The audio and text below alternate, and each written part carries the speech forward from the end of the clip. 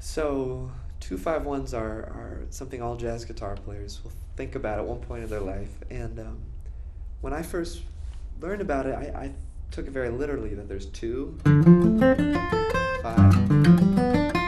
1.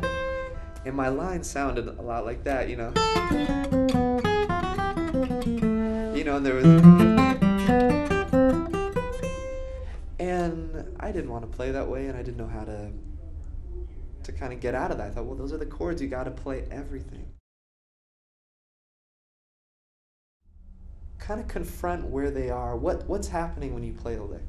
Rather than running away from it, there's nothing wrong with, it's not you, and it's a lick, and it's kind of stale for anyone playing it today, other than Charlie Parker, but whatever. So here's what's happening. You go down, up, and up. So let's say okay, that's interesting. So like down, up, up. Now, given whatever we know about 2-5-1s at whatever stage in our playing we're at, let's do another down, up, up phrase. So for me, that might be.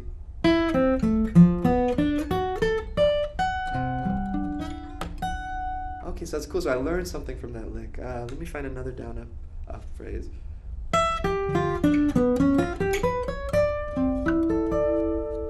Okay, so I can hear that there's shapes and there's movement. It's all a C major scale. It all relates to that. This is the 2 chord, this is the 5 chord, the C major. So starting on D, I could just play a scale. I found it very useful, like I did in that example, to play a bass note while I improvised, so I could hear relationship from the root to the lines.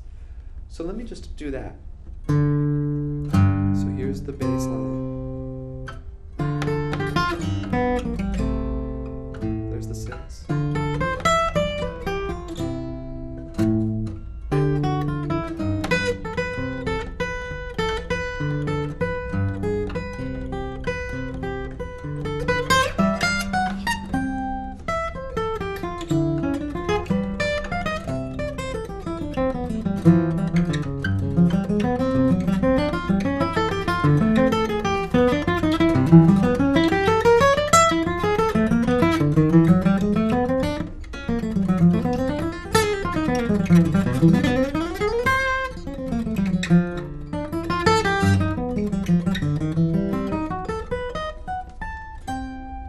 So that was me just kind of doing whatever.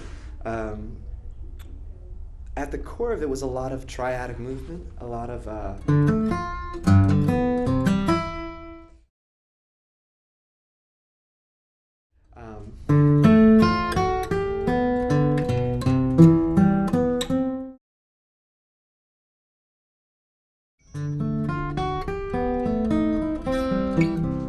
so it has this smoothness. I don't think there's any key, at least in my experience, to making something smooth that's not. Because even the most choppy stuff can sound smooth, and that has more to do with technique and clarity. So even if that's choppy, but if you play it in a way that's smooth, you'll get a smoother result. For me, I don't think much about 2-5-1s. I think more about tension and release.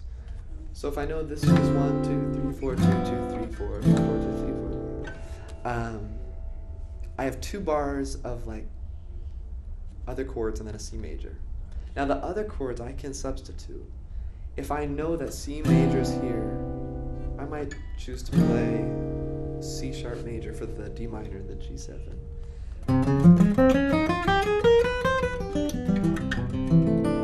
Maybe I'll make up a progression of F sharp minor, B flat minor, C sharp major, and then C. And I'll just superimpose it over the 2-5-1.